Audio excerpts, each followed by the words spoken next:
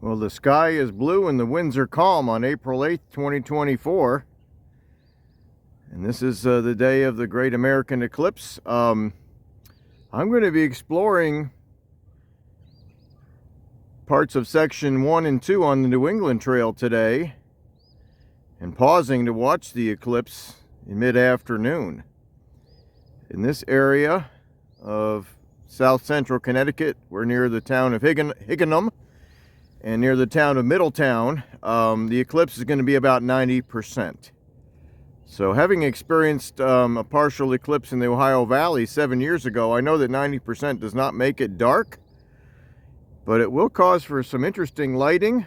Should get some interesting photos and videos as the skies darken, and also makes for some fascinating shadows underneath objects that can filter the light, like these pine trees in the background and maybe some mountain laurel bushes. So we're on section 1 of the New England Trail here. We're right by the Asylum Reservoir. Got a map right here.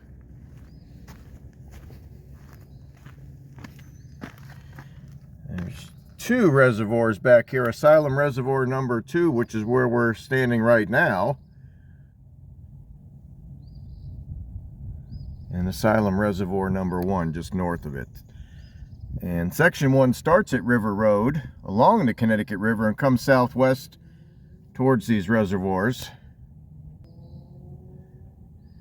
and then heads straight south, crosses this is called Brooks Road right here, also crosses what's called Bear Hill Road, and that is where section 2 starts and goes all the way down to Connecticut Route 154, which is off the edge of this map. So this is section 1 through here, and section 2 south of here. But it's all blue blazed, with some loop trails that are blue and yellow blazed running off the blue blaze trail. And this is all part of the Mattabesic Trail Network, maintained by the state of Connecticut Connecticut Forest and Park Association, and is part of the New England Trail Network. So we're going to head north on the New England Trail a couple miles. There's some natural overlooks between Asylum Reservoir number 1 and number 2 right in this area, and there's also supposed to be one up here and even a boulder jumble cave somewhere up in that area I'm going to be looking for. Then we'll turn around. We may loop around on the blue and yellow trail if there's time, and then head south towards Bear Hill. That's where I expect to be by mid-afternoon to witness the eclipse, and then we'll turn right back around and come back to this area where I parked. And besides the eclipse today, there's going to be some incredible rock formations on this section of trail. I've never done this particular section in completion. I've done the south end of section 2 leading up to Bear Hill. It was on a foggy day last year.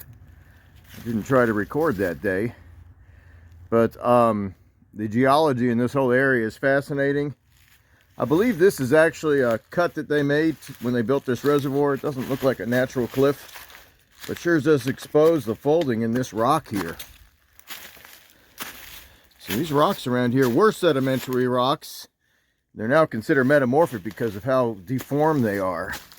So in a lot of places you'll see layers from the original sediments, but then these huge injections of different minerals and quartz and pegmatites, large crystals of feldspar. We'll look at them as we find them today. I expect to find a lot of them.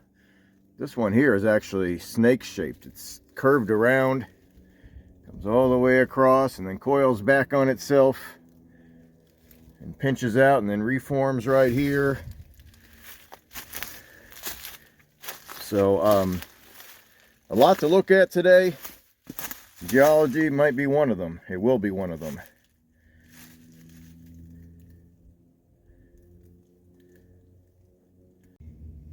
Boy, in 2023, at least in this area of central and southern New England, was what they call a mast year, where the trees just produced fruits by the thousands, including these white pine cones just littering the forest floor here. There's hundreds of them just under this one tree, and the tree isn't even that big.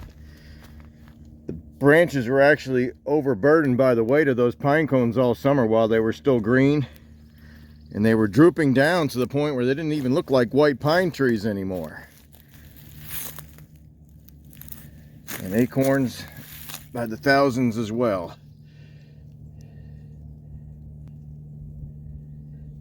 And this red maple is in full bloom.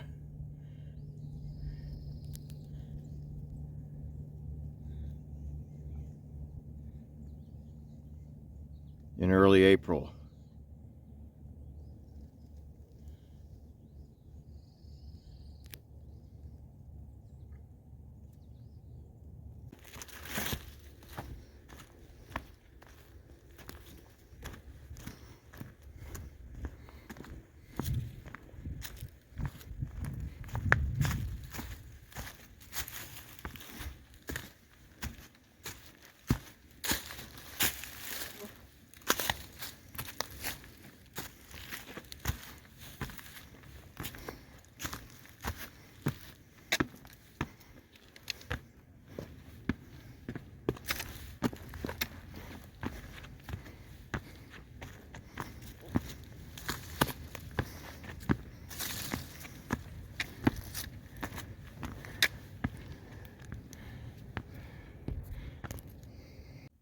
And oak and mountain laurel are your constant companions on this section of trail, as are these ledges. Big ones, small ones. This one's covered in rock tripe. You wouldn't go hungry back here, but it's edible, but not something you'd enjoy eating in a survival situation. And I believe this ledge has a natural overlook at the top. Now, these perfectly blue skies are supposed to give way to some high cirrus clouds during the time of the eclipse today. Not enough to block it. It could filter it or damper it a little. It actually could make for more interesting lighting. So we'll see how that happens. In the meantime, whoop, just woke up some turkey vultures. They hadn't started their soaring yet for the day. Maybe waiting for the air to warm up a little bit and for the thermals to start really get going. But yes, a beautiful natural overlook. This area of the New England Trail between here and around Tucket Mountain, these ledges are very common and often have pitch pine on them, as you can see. I recorded about 10 miles west of here near Durham last year, mostly for serviceberry trees that are common in that area, and they're probably common here too. We'll keep an eye out for them. It's been a little too cool lately for them to start to bloom, but the buds may be swelling. So we are getting a view over the treetops. Not a lot of definitive landmarks because of the treetops. We'll keep our eye out for more expansive views. I know when we get up to Bear Hill, we should be able to get more expansive views. In the meantime, these pitch pines are very common on these ledges. Some large crystals here were reflecting in the sunlight.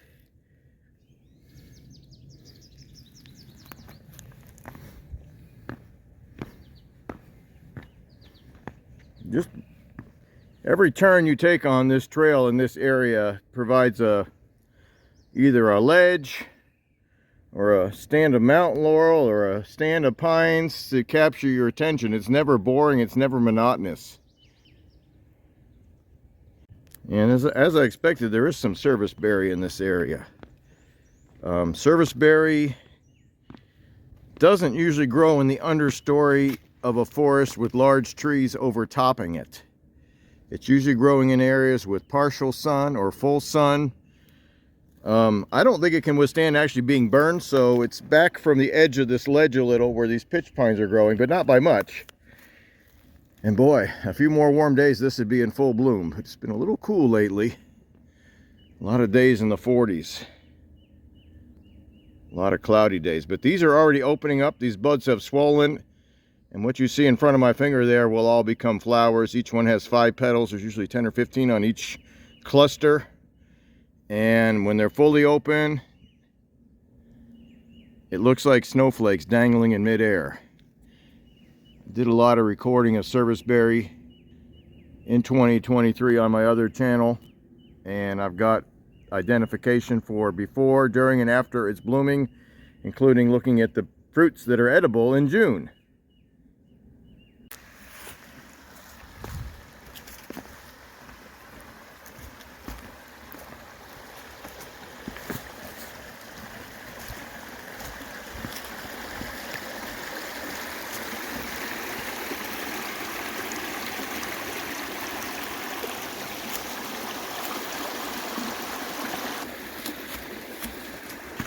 Yes, and it's up one ledge, down another, across the brook, and right back up another ledge.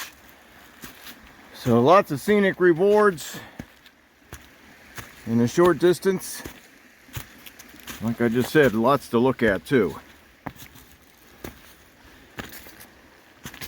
Now, the downfall of all these ledges is sometimes the trail's a little hard to find because there aren't too many trees to blaze the trail with. I know from doing the other part of section 2 last year, I had to sniff it out a few times.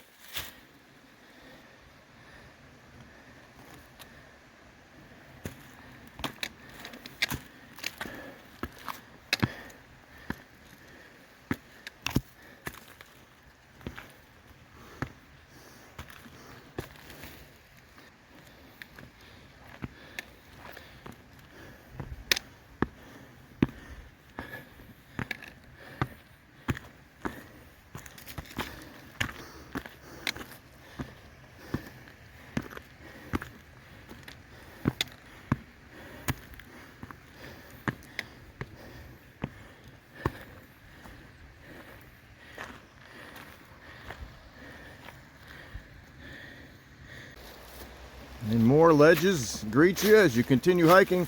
We've come almost a mile from the second asylum reservoir.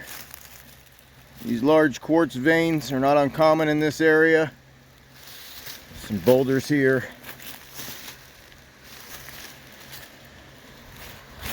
And we got another brook to cross, and then a huge ledge across the brook here. We'll see where the trail goes, either up or around it. But above average rainfall has all these brooks running. This one might be just a trickle in the drier time of year. And a little flume up here to greet us as well. So.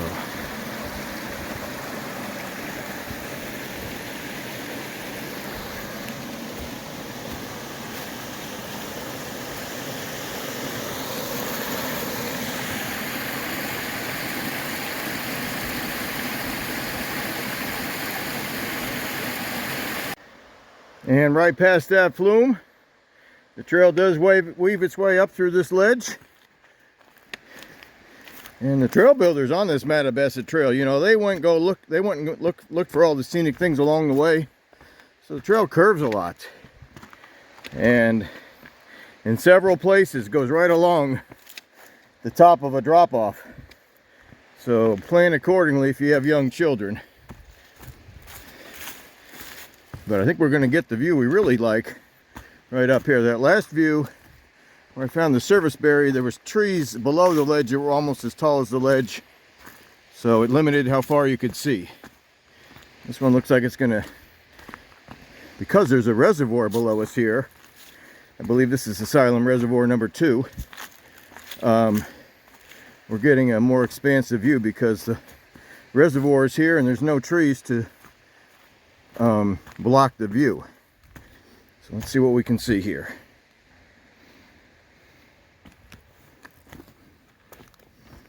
Plenty of pitch pine up here, just like on the last ledges.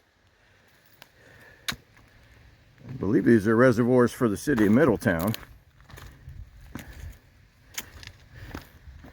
You can see that right there. And off in the distance is what's called Beseck Mountain, B-E-S-E-C-K, and on the east slopes of Beseck Mountain. A few weeks ago, it would have stood out more. I see one lone patch of snow on the east side of Besek Mountain. That's Powder Ridge ski area. It's been there since the 1960s. And the New England Trail goes right over top of that ridge. Just to the west of the ski area, there's cliffs on the back side that you can't see from here, but it's a circuitous route between here and Besek Mountain. It goes southwest towards Durham, over to Tucket Mountain, over Pistapog and Fowler Mountains. I did a recording on that back in 2019, I believe. And then eventually comes back north again and follows these ridges of trap rock that are just to our west. And after scrambling up another ledge, we get an even better view of Besek Mountain. To our west, the Asylum Reservoir number 2, with the service road going right through the middle of it.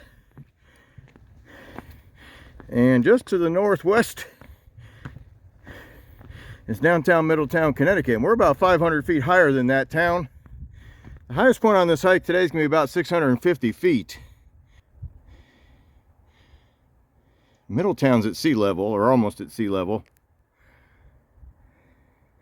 Right on the Connecticut River, which is tidal up to Middletown and further north to around Hartford.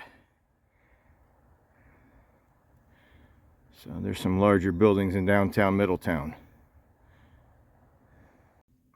And about a mile and a half into this section 1 of the hike from the south, we're coming to a large ledge.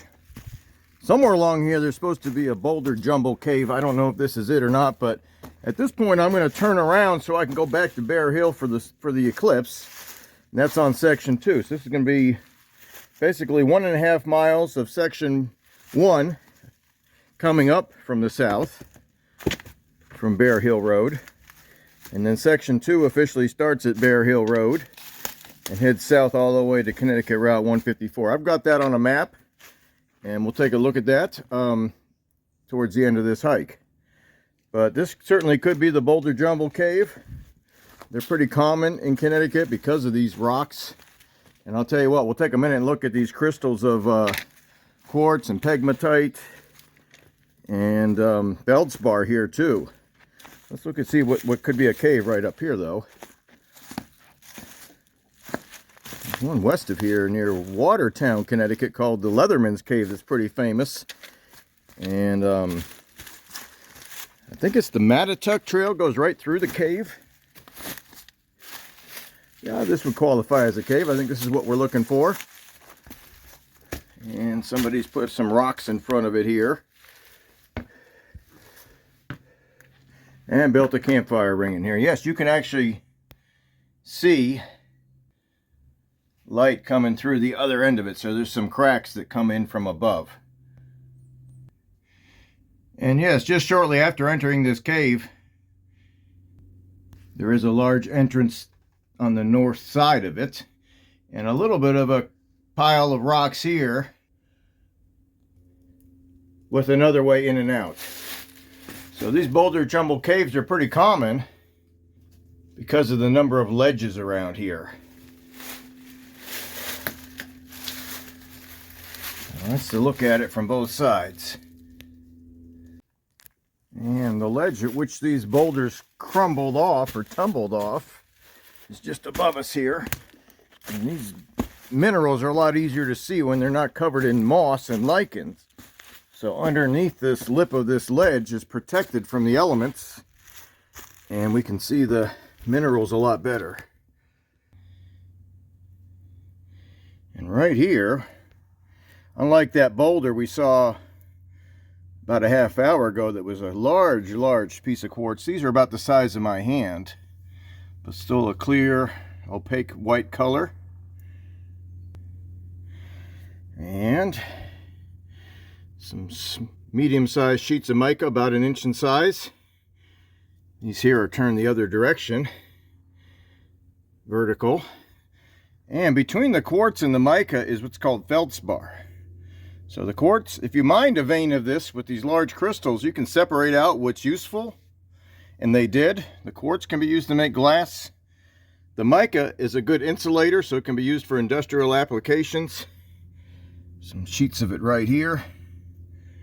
And then the white and the pink that isn't quartz, so it's more of an opaque white color. And the pink color is what's called feldspar, and it can be used and was used for porcelain. So unlike that layered rock we saw at the start of this hike, this is more of an intrusion of, it's called pegmatite, which is basically the same minerals as granite, but the crystals are much larger. So as those rocks were folded, some younger intrusions came up through the sedimentary rocks that became metamorphic rocks, and make a lot of these ledges. A lot of these ledges have these really large crystals because they're more resistant to erosion. They form the ledges when the softer minerals erode away. So this is our turnaround point. We'll start recording again when we get south of Bear Hill Road and be on the Bear Hill itself, hopefully in time for the eclipse.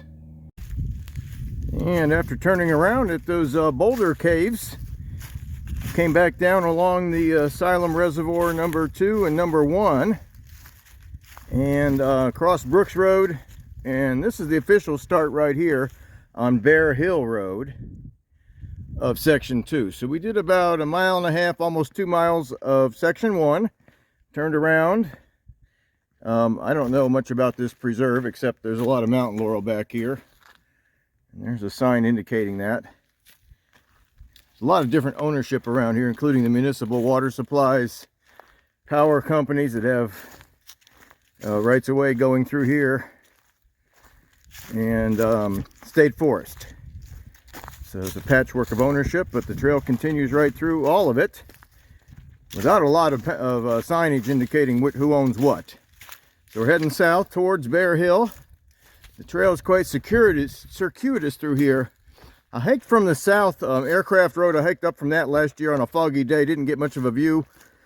So I wanted to come in from this direction to see something new and also get the view that I missed last November. So skies are still clear. It's about 2 hours till the eclipse starts. With all this mountain laurel around, we should be able to get some interesting shadows on the ground as that disk of the sun gets eaten away by the moon.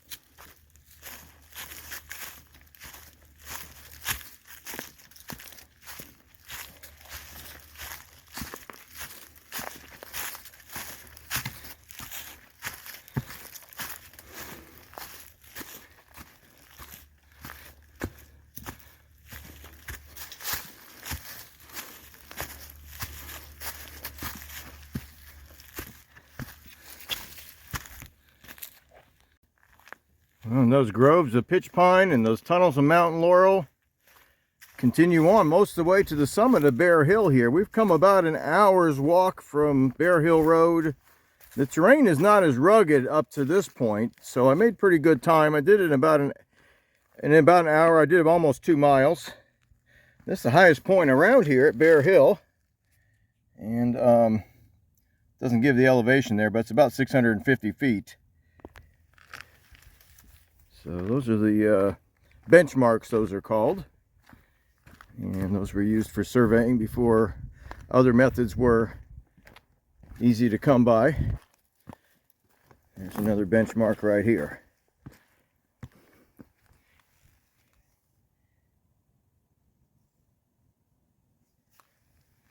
And we get a partial view here, but the view's going to be better a little further down the trail. We're looking south.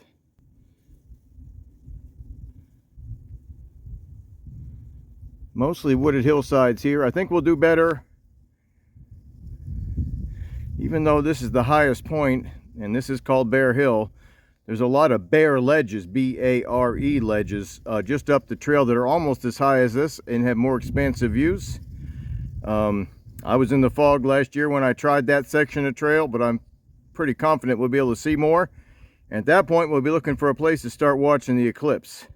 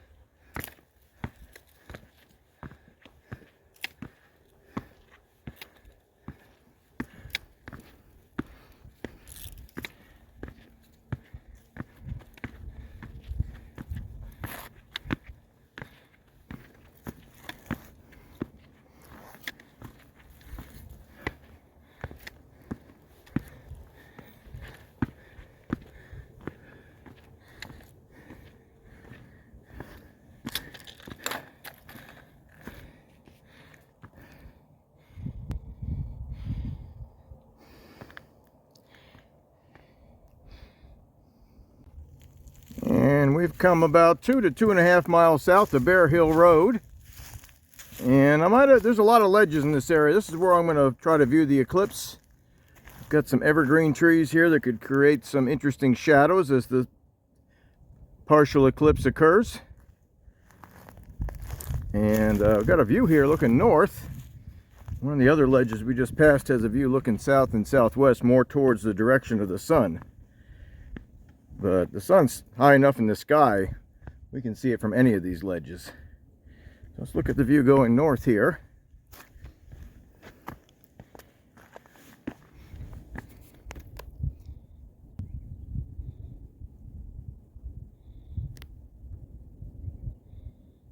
That's looking up towards the area north of here, probably around Hartford, but I don't see the skyscrapers of Hartford.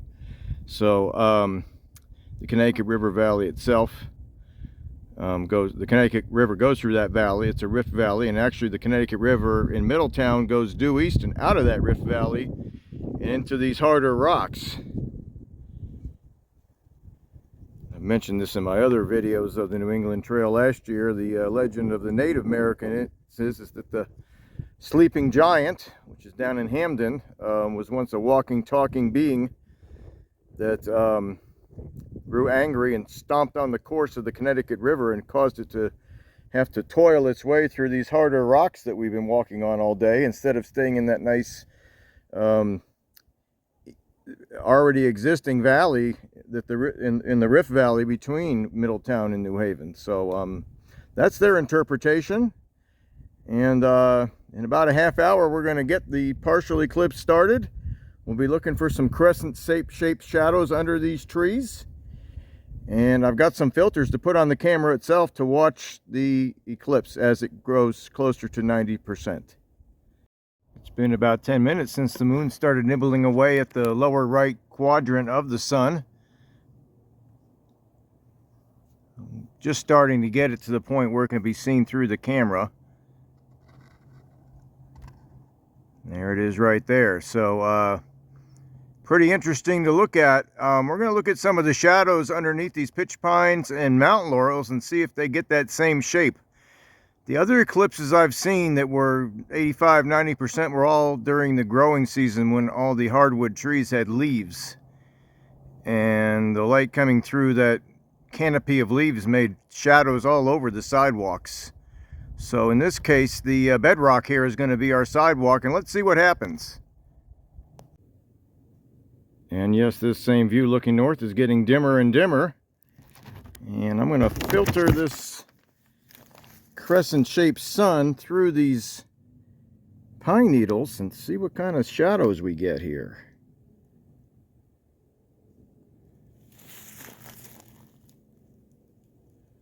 Right there.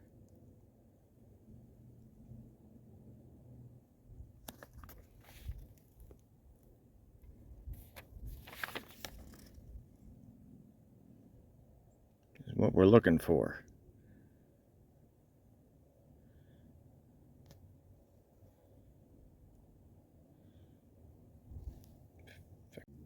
And I think this is going to show it best here, folks. I had better luck with hardwood trees and leaf with multiple layers of leaves creating these spots of light. The only thing that's out right now is the evergreens, at least in this part of the country. I think you can see those little crescent-shaped moons there, though, all over that piece of paper. It's pretty cool when it's on a sidewalk underneath a tree with leaves, with multiple layers of leaves. You get all kinds of spots. It's pretty impressive. But this is an idea of what you get during a partial eclipse. Let's try a mountain laurel bush, see if that gives us some interesting shadows. And I'm able to get one little crescent-shaped shadow right there. So you have to have the right size hole, you know, through multiple layers of leaves to really get this to work. So again, in those parts of the country where the leaf out is almost complete, this would be pretty obvious anywhere you go. I'm trying to manufacture the same results with not the best results, but interesting to look at nonetheless. And we're just going to keep recording the eclipse itself through the filter and the view looking north. And this is at 3:10 p.m., so we're about 15 minutes from the 90% coverage. I'd say it's at least 75% covered now, so pretty interesting to look at. And here's our same view with the about 75% of the sun eclipsed. We'll be to the maximum here in about 10-15 minutes. And this is 3:17 p.m. Our totality or maximum is supposed to be in about 8 or 9 minutes here. Let's zoom on in and see what we got.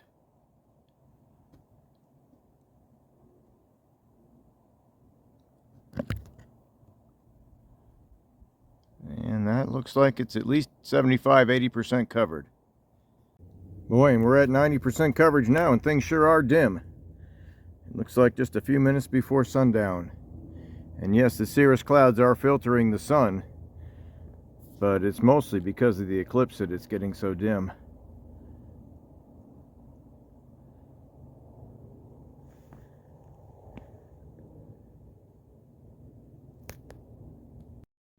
And here we are on the return of the full sun. It's about 60% covered now. It's about 3:45 p.m. and the moon's shadow is eclipsing the top right quadrant of the sun instead of the bottom right quadrant. So certainly has cooled down a little, maybe 5 or 10 degrees. I don't hear any different sounds from the animals. The peeper frogs haven't kicked in yet, even though it feels like it's dusk. Maybe they know better. We'll take a couple last looks at the view as the light increases.